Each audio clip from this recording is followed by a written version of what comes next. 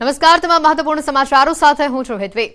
મહત્વના સમાચાર આવી રહ્યા છે ઉનાળાની આકરી ગરમીને લઈને, કારણ કે આકરી ગરમીમાં તપવા માટે તૈયાર થઈ જજો। આ વખતે ગરમી તોડી શકે છે તમામ રેકોર્ડ। હવામાન નિષ્ણાત અંબાલાલ પટેલનું અનુમાન સામે આવ્યું છે। આગામી 2 માસ માટે હવામાનનું અનુમાન તેમણે કર્યું છે। આ વખતે ઉનાળો આકરો રહેશે। ઉનાળામાં આંધી, વંટોળ, ગરમી અને લૂનું પ્રમાણ વધશે। રાજ્યમાં 7 મે મતદાનના દિવસે આકરી ગરમી રહેવાનું અનુમાન છે। 7 મે આંધી, વંટોળ, ગરમી, લૂ પડવાની પણ શક્યતા છે, તો 10 મે સુધીમાં વધી શકે છે તેનું પ્રમાણ। માર્ચના અંત સુધીમાં હવામાનમાં આવી શકે છે પલટો। વેસ્ટર્ન ડિસ્ટર્બન્સની અસર પણ વર્તાશે। દેશના ઉત્તરીય પર્વતીય ભાગોમાં 2 થી 3 વેસ્ટર્ન ડિસ્ટર્બન્સ આવી શકે છે। કેટલાક વિસ્તારોમાં વાદળછાયું વાતાવરણ, ઝાપટા પણ પડી શકે છે।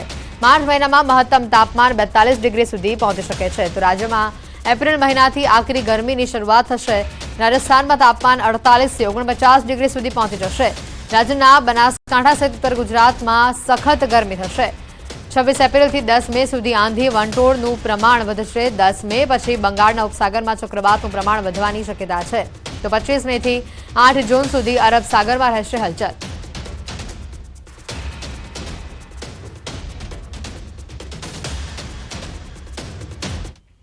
રાજ્યના ખેડૂતો માટે મહત્વના સમાચાર છે। આજથી તુવેર, ચણા, રાયડાની ટેકાના ભાવે ખરીદી થશે। તુવેર, ચણા, રાયડાની ટેકાના ભાવે ખરીદી કરવામાં આવશે। ખેડૂતો પાસેથી ટેકાના ભાવે ખરીદી થશે। આજથી 90 દિવસ સુધી ટેકાના ભાવે ખરીદી થશે। 2.45 લાખ મેટ્રિક ટન તુવેરની ખરીદી કરાશે। 1.51 લાખ મેટ્રિક ટન રાયડાની ખરીદી કરવામાં આવશે, તો 3.24 લાખ મેટ્રિક ટન ચણાની ખરીદી કરવામાં આવશે। રાજ્યના અંદાજિત 3.25 લાખ ખેડૂતોને તેનો લાભ મળશે, તો બનાસકાંઠામાં પણ આજથી ટેકાના ભાવે ખરીદી થશે। રાયડાની ખરીદી શરૂ કરવામાં આવશે। ધાનેરા તાલુકા સંઘ દ્વારા ભાવ નિયત કરાયા છે। ટેકાના ભાવ 1130 પ્રમાણે ખરીદીની શરૂઆત થશે। ખુલ્લા માર્કેટમાં 950 થી 1020 રૂપિયા ભાવ જોવા મળ્યા છે। ખેડૂતો એપીએમસી છોડી સરકારના ટેકાના ભાવે રાયડો વેચશે।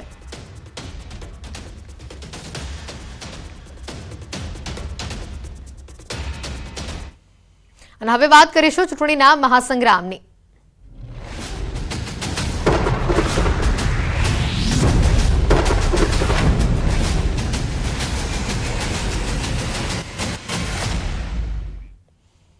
વીસમી માર્ચે જાહેર થશે કોંગ્રેસની ત્રીજી યાદી। અમિત ચાવડાનું આ નિવેદન સામે આવ્યું છે। કોંગ્રેસ પૂર્વ પ્રમુખ અમિત ચાવડાનું નિવેદન સામે આવ્યું છે।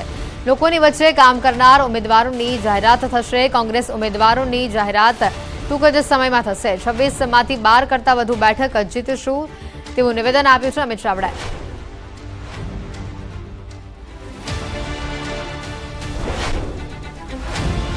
કોંગ્રેસની પહેલી યાદી 7 ઉમેદવારોની જાહેર થઈ ચૂકી છે અને આગામી 20 તારીખે બીજી યાદી પણ જાહેર થવાની પ્રક્રિયા લગભગ અંતિમ તબક્કામાં છે।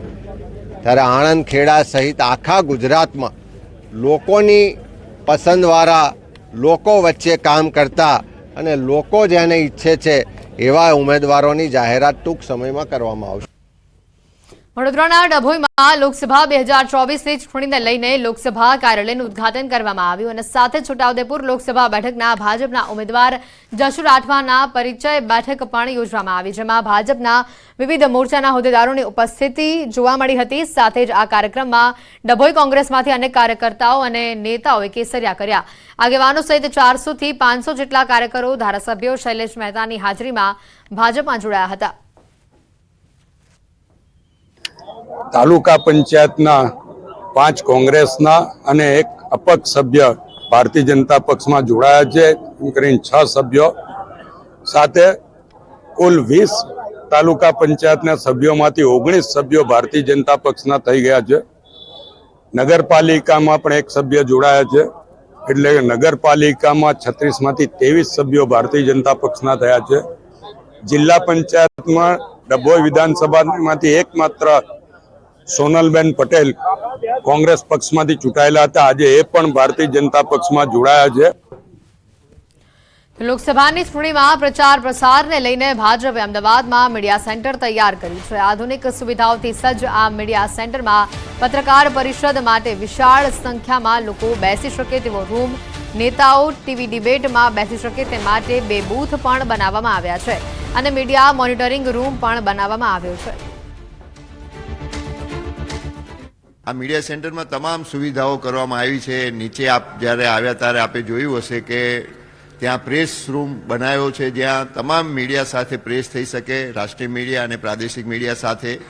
તેમજ આ આપણે જે જગ્યાએ ઊભા છીએ પહેલો માળ છે, જ્યાં આ હોલમાં તમામ મીડિયાના કર્મીઓ કે મીડિયા સાથે જોડાયેલા અમારા પ્રવક્તા સહપ્રવક્તાઓ અહીં બેસીને વાત વિમર્શ કરી શકે, ચર્ચા કરી શકે. પ્રવેશ દ્વાર છે ત્યાં અલગ અલગ જે સરકારી યોજનાઓ છે કે સરકારી યોજનાઓ છે તે અંદર કયા કયા લાભ કોણ મેળવી શકે છે આ તમામ વિગતો પણ મૂકવામાં આવી છે. નીચેના જે ગ્રાઉન્ડ ફ્લોરની વાત કરીએ તો ગ્રાઉન્ડ ફ્લોર પર એક પ્રેસ કોન્ફરન્સ રૂમ પણ તૈયાર કરવામાં આવ્યો છે કે જેમાં વિશાળ સંખ્યાની અંદર લોકો ઉપસ્થિત થઈ શકે, એકઠા થઈ શકે તે પ્રકારની વ્યવસ્થા છે તે કરવામાં આવી છે. આ જે મીડિયા સેન્ટર છે તેનું લોકાર્પણ છે તે મુખ્યમંત્રી ભૂપેન્દ્ર પટેલ દ્વારા કરવામાં આવશે. કેમેરામેન શ્રેણિક મહેતા સાથે ઋત્વિજ સોની, ન્યૂઝ 18 ગુજરાતી, અમદાવાદ. ગુજરાત યુનિવર્સિટીમાં ઘર્ષણ અંગે કડક કાર્યવાહી કરવામાં આવી રહી છે. ગુજરાત યુનિવર્સિટી તંત્રની એક્શન મોડમાં જોવા મળી રહ્યું છે. યુનિવર્સિટીના એસ્ટેટ એન્જિનિયર શૈલેષ ગોસ્વામીની હકાલપટ્ટી કરાઈ છે. ફોરેન સ્ટુડન્ટ એડવાઇઝરીની રચના કરવામાં આવી. હોસ્ટેલના તમામ બ્લોકમાં સુરક્ષા માટે સૂચનો કરવામાં આવ્યા છે. તમામ બ્લોકમાં એજન્સીને પૂર્વ આર્મી મેન ગોઠવવા માટે પણ સૂચન કરવામાં આવ્યું છે. સાથે વિદેશી વિદ્યાર્થીઓને નવી હોસ્ટેલમાં શિફ્ટ કરાયા છે. અત્યાર સુધીમાં પોલીસે 25 લોકો સામે ગુનો દાખલ કર્યો છે તો 2 આરોપીઓની ધરપકડ કરાઈ છે. હજી 2 લોકોની અટકાયત થઈ શકે છે. બનાવી પીએમની જાહેર સભાઓમાં વધુ મહિલાઓ સ્ટેજ ઉપર જોવા મળશે. સ્ટેજની પ્રથમ અને બીજી હરોળમાં 3-3 અથવા 4-4 વરિષ્ઠ મહિલા અધિકારીઓને બેસાડવાની સૂચના આપવામાં આવી.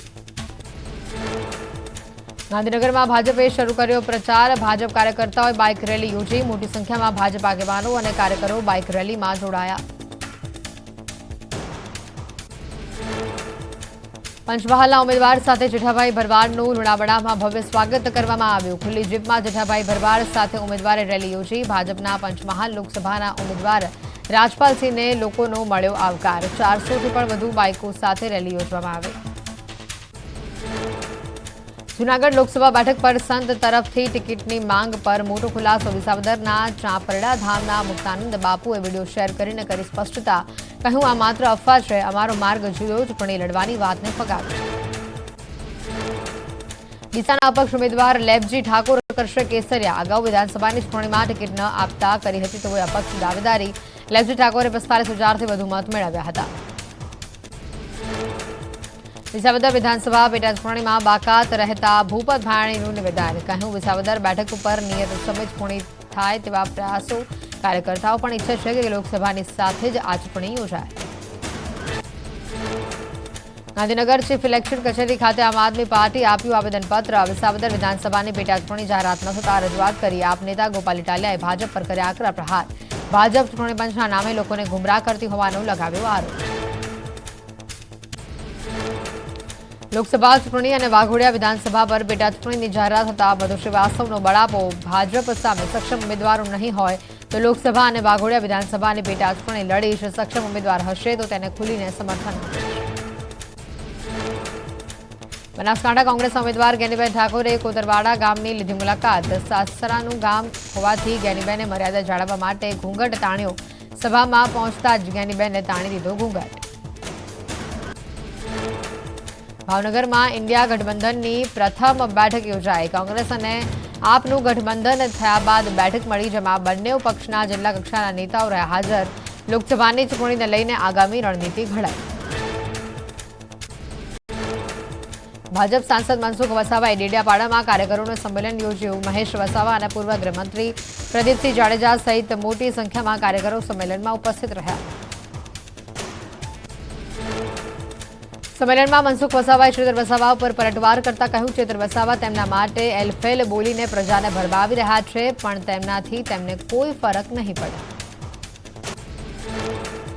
સુરત અને તાપી જિલ્લાને જોડતી બારડોલી બેઠક ઉપર ભાજપ ઉમેદવારે પ્રચારના કર્યા. શ્રી ગણેશ પ્રભુ વસાવાએ તેમના નિવાસસ્થાને પૂજા અર્ચના કરી પ્રચારનો પ્રારંભ કર્યો.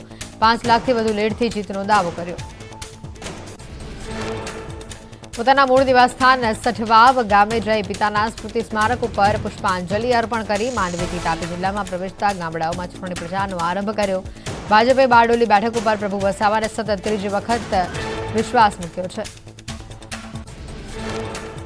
બનાસકાંઠાના પાલનપુરમાં પાટીદાર મહાસંમેલનનું આયોજન કરવામાં આવ્યું. મોટી સંખ્યામાં પાટીદાર સમાજના લોકો પહોંચ્યા. આરોગ્ય મંત્રી ઋષિકેશ પટેલ, ધારાસભ્ય અનિકેત ઠાકર, પાટીદાર આગેવાનો સહિત મોટી સંખ્યામાં સમાજના લોકો ઉપસ્થિત રહ્યા.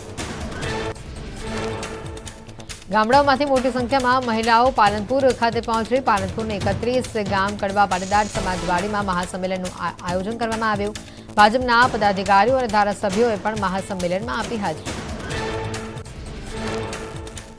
ખેડા જિલ્લા કલેક્ટરને મળ્યો ફેક પત્ર. ચૂંટણી પંચના કમિશનરના નામે ફેક પત્ર થયો વાયરલ. લોકસભા ચૂંટણીને લઈને ખોટી માહિતી આપતો પત્ર વાયરલ થયો. કલેક્ટરે ટ્વીટ કરીને લોકોને કર્યા અવગત. પાલનપુર કોંગ્રેસ કાર્યાલયમાં જિલ્લા કોંગ્રેસની કારોબારી બેઠક યોજાઈ. કોંગ્રેસના ઉમેદવાર ગેનીબેન ઠાકોર, પાટણના ધારાસભ્ય કિરીટ પટેલ બેઠકમાં ઉપસ્થિત રહ્યા. લોકસભા ચૂંટણી જીતવા માટે બેઠકમાં ઘડાઈ રણનીતિ. પાટણ જિલ્લા કોંગ્રેસ પ્રમુખની નિમણૂક બાદ પ્રથમ કારોબારી બેઠક મળી. પાટણના ધારાસભ્ય કિરીટ પટેલે પૂર્વ ધારાસભ્ય રઘુ દેસાઈ બેઠકમાં ઉપસ્થિત રહ્યા. બેઠકમાં લોકસભા ચૂંટણીને લઈને રણનીતિ તૈયાર કરવામાં આવી.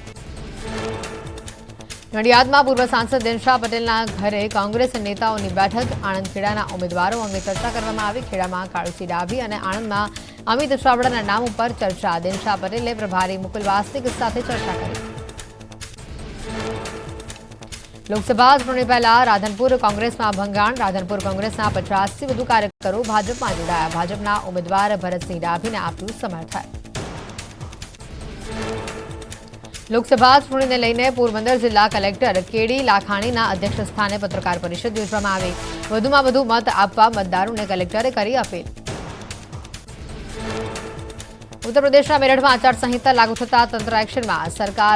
સરકારી હોર્ડિંગ્સ અને ભીડચિત્ર દૂર કરવામાં આવ્યા. સરકારી જાહેરાતો અને યોજનાઓને લગતા તમામ બોર્ડ અને હોર્ડિંગ્સ હટાવવામાં આવ્યા. પોલીસ તંત્ર પણ એક્શન મોડમાં જોવા મળ્યું. મુંબઈમાં કુર્લા પશ્ચિમમાં એલબીએસ માર્ગ પરથી બેનરો અને હોર્ડિંગ્સ દૂર કરાયા. બીએમસી કાર્યકર્તાઓએ મુંબઈમાં ભારત જોડો ન્યાય યાત્રા માટે રાહુલ ગાંધીનું સ્વાગત કરતા બેનરો અને હોર્ડિંગ્સ દૂર કરવામાં આવ્યા. દેશભરમાં ભાજપમાં ભરતી મેળો યથાવત. યુપીના લખનૌમાં પૂર્વ બીએસપી નેતા નાયબ મુખ્યમંત્રી બ્રિજેશ પાઠકની હાજરીમાં ભાજપમાં જોડાયા. અનિલ પાંડે અને દેવેન્દ્રસિંહ સાથે ભૂતપૂર્વ સપા નેતા સંદીપ પાલે કર્યા કેસરિયા. વર્ષ 2018ના કેસમાં રાહુલ ગાંધીને કોર્ટમાં હાજર થવા આદેશ. ઝારખંડના ચાઈબાસામાં એમપી એમએલએ વિશેષ અદાલતે કર્યા આદેશ. રાહુલ ગાંધીએ 2018માં ભાજપને લઈને કરી હતી આપત્તિજનક ટિપ્પણી. 27 માર્ચના રોજ રાહુલ ગાંધીને કોર્ટમાં હાજર થવા માટે આદેશ આપવામાં આવ્યો. લોકસભાની ચૂંટણીનો શંખનાદ થતા ગાંધીનગર મહાનગરપાલિકાએ શહેરી અને ગ્રામ્ય વિસ્તારોમાં હોર્ડિંગ્સ બેનરો દૂર કરવાની કામગીરી શરૂ કરી. મનપાની સેનિટેશન શાખાની ટીમે અલગ અલગ સ્થાનો ઉપર કામગીરી હાથ ધરી. ગીર સોમનાથમાં તંત્રએ આચારસંહિતા અમલી બનાવવા કામગીરી આરંભી. ગીર સોમનાથમાં 1040 મતદાન મથકો પર મતદાન થશે. બાણેજમાં એક મતદાર માટે ઊભું કરવામાં આવ્યું છે મતદાન મથક. મહેસાણામાં ફ્લાઇંગ સ્ક્વોડની ટીમો કાર્યરત કરી દેવામાં આવી છે. ચૂંટણીને લઈને વહીવટીતંત્રનું 8000 કર્મીઓનો સ્ટાફ રહેશે ખડેપગે. જિલ્લામાં 1802 મતદાન મથકો પર મતદાન થશે. વડોદરામાં ચૂંટણીને લઈને તડામાર તૈયારીઓ. ચૂંટણીને લઈને જિલ્લામાં 15000 કર્મીઓ સેવા આપશે. વાઘોડિયા પેટા ચૂંટણી માટે નવા ઈવીએમ ફાળવવામાં આવશે. આચારસંહિતાના ભંગની ફરિયાદનો 100 મિનિટમાં નિકાલ કરાશે. દ્વારકામાં ચૂંટણીને લઈને જિલ્લા વહીવટીતંત્ર એલર્ટ મોડ પર. જિલ્લામાં 634 મતદાન મથકો પર થશે મતદાન. 14 જેટલા સ્પેશિયલ સખી મતદાન મથકો પણ ઊભા કરાશે. લોકસભાની ચૂંટણીને લઈને અમરેલી જિલ્લાનું તંત્ર કામે લાગ્યું. શાંતિપૂર્ણ માહોલ વચ્ચે વધુમાં વધુ મતદાન થાય તે માટે કલેક્ટરની અપીલ. ચૂંટણીને લઈને તંત્રએ તમામ તૈયારીઓ પૂર્ણ કરી. ભાવનગરમાં કુલ 1965 મતદાન મથકો પર થશે મતદાન. જુદી જુદી કામગીરી માટે કુલ 26 નોડલ અધિકારીની નિમણૂક કરવામાં આવી. સોશિયલ મીડિયા ઉપર થતી ગતિવિધિઓ પર નજર રાખવામાં આવશે. લોકસભા ચૂંટણીને લઈને ખેડામાં જિલ્લા ચૂંટણી અધિકારી અમિત પ્રકાશ યાદવના અધ્યક્ષ સ્થાને પ્રેસ કોન્ફરન્સ યોજવામાં આવી. સમગ્ર જિલ્લામાં આચારસંહિતાની ચુસ્ત અમલવારી કરવામાં આવશે.